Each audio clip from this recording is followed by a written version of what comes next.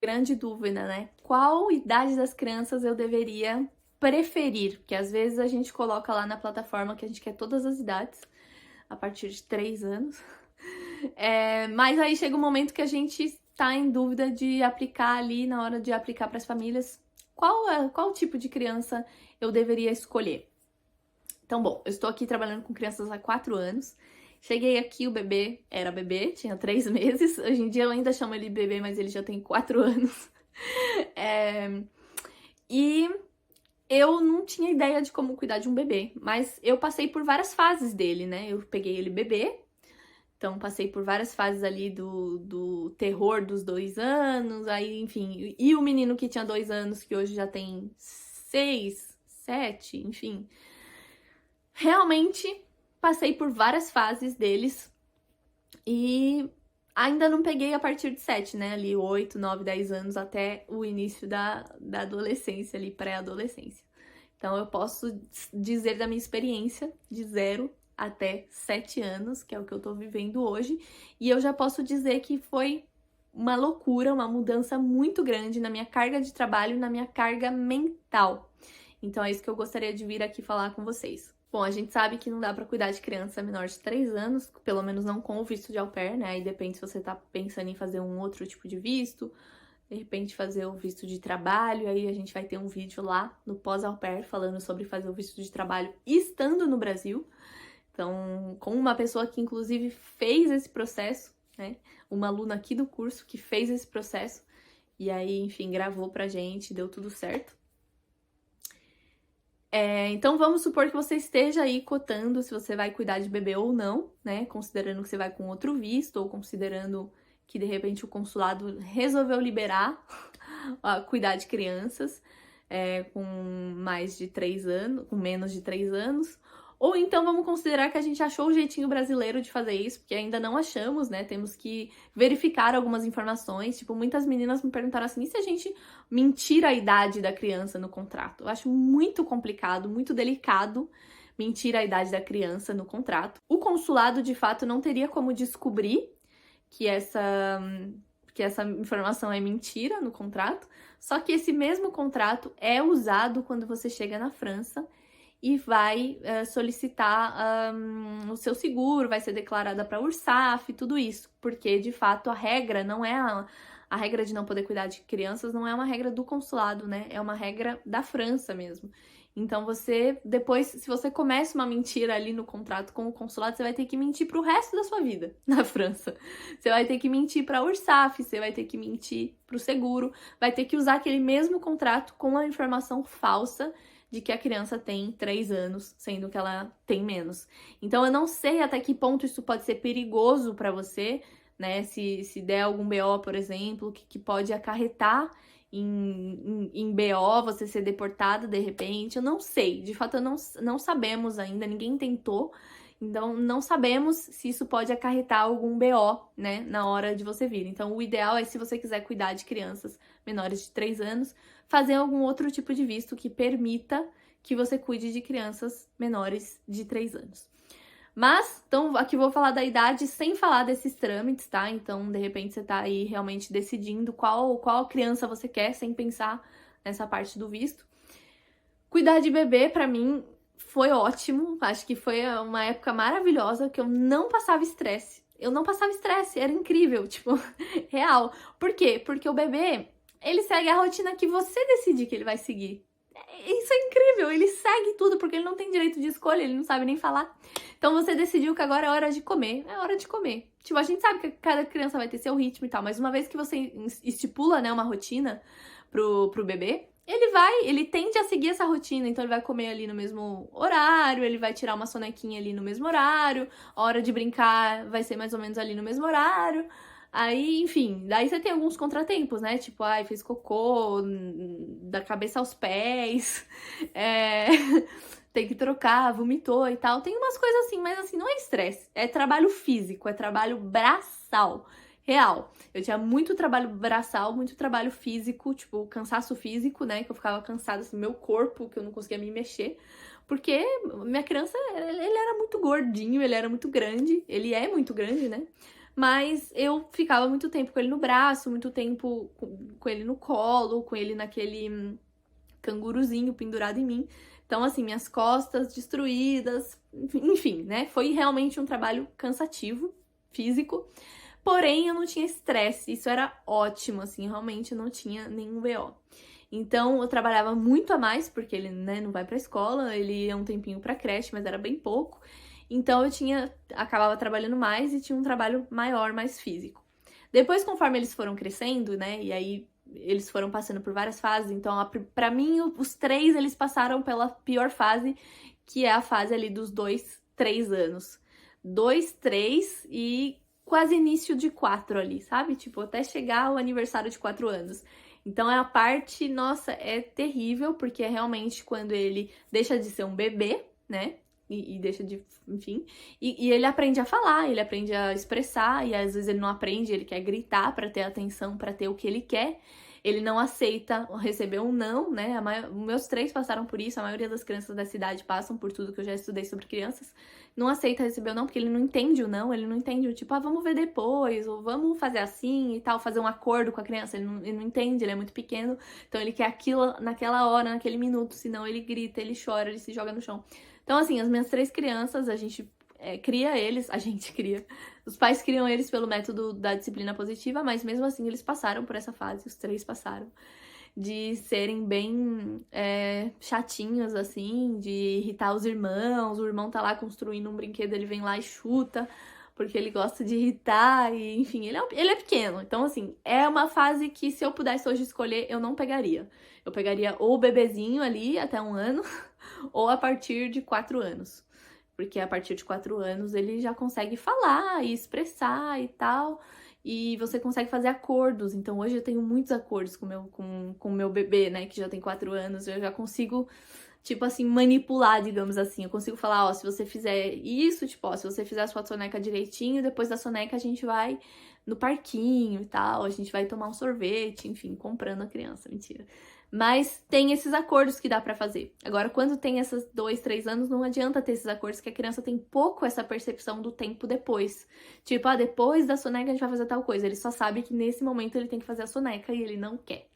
Então, eu evitaria pra ser bem sincera, assim, eu evitaria essa idade, se eu pudesse. Pegaria só o bebê, porque é um trabalho bem braçal, mas eu amo. É um bebezinho e tal, você faz um monte de carinho, brinca e tal.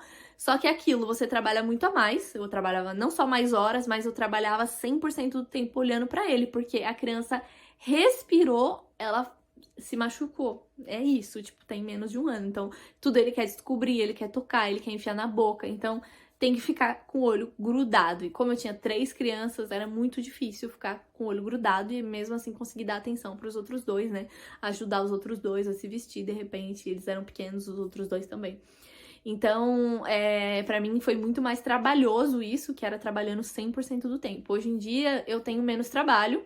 E agora que o bebê tem quase 4 anos, eu já consigo fazer, por exemplo, a gente acorda, todo mundo vai se vestir. O bebê, ele leva mais tempo, ele enrola mais, normal, mas ele faz sozinho, ele já consegue, porque a gente foi ensinando ele como coloca a cueca, como coloca a calça, como coloca a camiseta. Então ele já sabe fazer sozinho, eu não tenho que ir lá ficar supervisionando, que não só ele não vai fazer, mas que além disso ele vai se machucar, vai engolir um negócio. Eu não tenho mais que ficar supervisionando 100% do tempo que ele faz. Então eu tô ali na cozinha preparando as lancheiras, preparando o café da manhã, e aí tá lá os 3 se vestindo, aí depois tá lá os 3 lá escovando o dente sozinhos.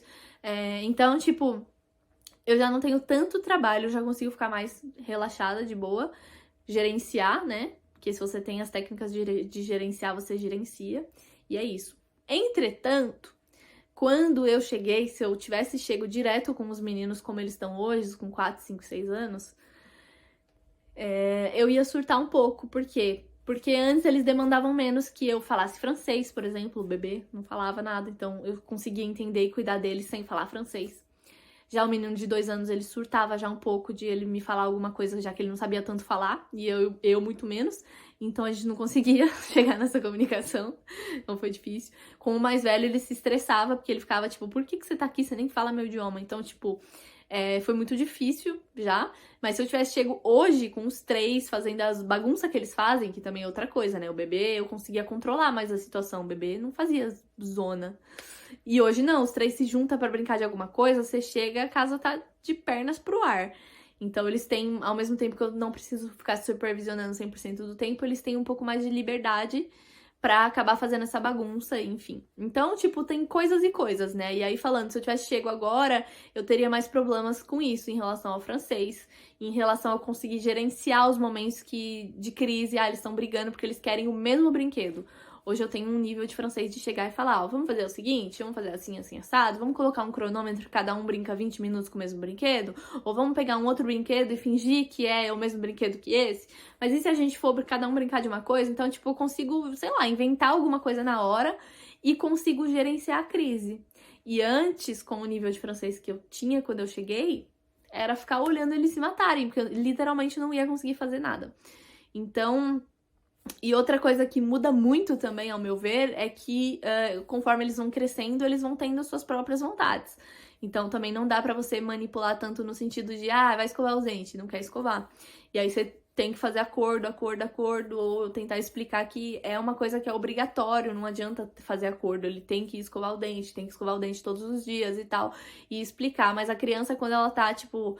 Aqui eles falam, assim, que geralmente é quando ela tá cansada, e é mesmo, né? Tipo, tá muito cansada, fica chatinha e tal, não quer escutar, não quer seguir ali o que tem que ser feito, aí começa a ser chata e falar coisa tipo, você é feia, você é idiota, você não sei o que lá. E às vezes acaba incomodando a gente, né? Porque, tipo, falta de respeito incomoda pra caramba. Então, eu também não passava por isso lá no início, né? Quando eles eram muito pequenininhos, porque no final das contas eles me viam como uma figura de autoridade. Então, conforme eles vão crescendo, o menino de 7 anos já não me vê tanto como uma figura de autoridade, né? Ele me vê como, sei lá, uma irmã mais velha que tá ali e tal. Então, ele já consegue dialogar, ele já consegue falar, tipo, não vou fazer, você não manda em mim. Então, tem mais essa falta de respeito que não tinha lá no início. Então, os estresses são diferentes. O que eu posso trazer aqui como conclusão é que não existe criança que não vai te dar trabalho. Todas as crianças vão te dar trabalho. Também recebo, tipo, escolho menino ou menina. Depende, né? Geralmente, menina é um pouco mais calma. Mas a gente vê tanto vídeo na internet, né, com esse meme de menina era mais calma, eles disseram. E aí a menina tá lá, tipo, botando a Terceira Guerra Mundial dentro da casa dela. Assim, o fato é, se você está esperando vir pra França, sem ter que ter trabalho com criança, vem fazer outra coisa na França. Sério, tira, sei lá, o visto de férias de trabalho e vem trabalhar com limpeza na França, sei lá. Você vai ganhar dinheiro, mais dinheiro que o au pair, sem ter que se estressar com criança. Porque criança dá trabalho. Não tem tipo de criança que não dê trabalho, não tem tipo de criança que dê menos trabalho. O que é garantido? Quanto menos criança, menos trabalho. Isso é garantido. Porém, ainda depende, porque assim, quando eu tô com uma criança só, eu tenho mais trabalho do que quando eu tô com 2. Porque quando eu tô com uma criança só, a criança quer 100% da minha atenção, porque ela tá sozinha. Pelo menos as minhas crianças são assim, não sei se todas as crianças. Pode ter criança que goste de brincar sozinha, de repente o filho único já tá acostumado. Também tem isso. Mas as minhas crianças não sabem muito brincar sozinha. Então, quando tá só um, eles querem o tempo todo ficar grudado comigo. Então, às vezes eu tenho, sei lá, eu tenho que fazer comida. Aí não dá, porque a criança tá ali grudada comigo, quer que eu brinque com ele, quer que eu faça isso, quer que eu faça aquilo e tal.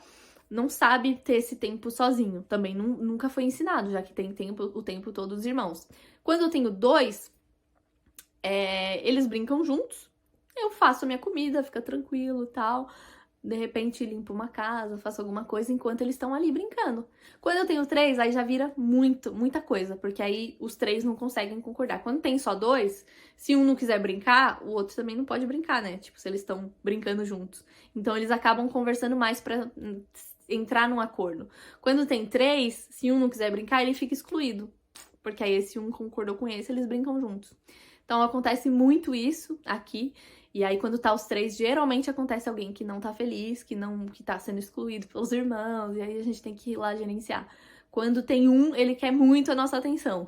Quando tem 2, aí geralmente eles brincam tranquilos. Então, às vezes, tipo, quando o meu kid maior ficou sozinho porque os outros 2 estavam nos avós, por exemplo, já aconteceu isso.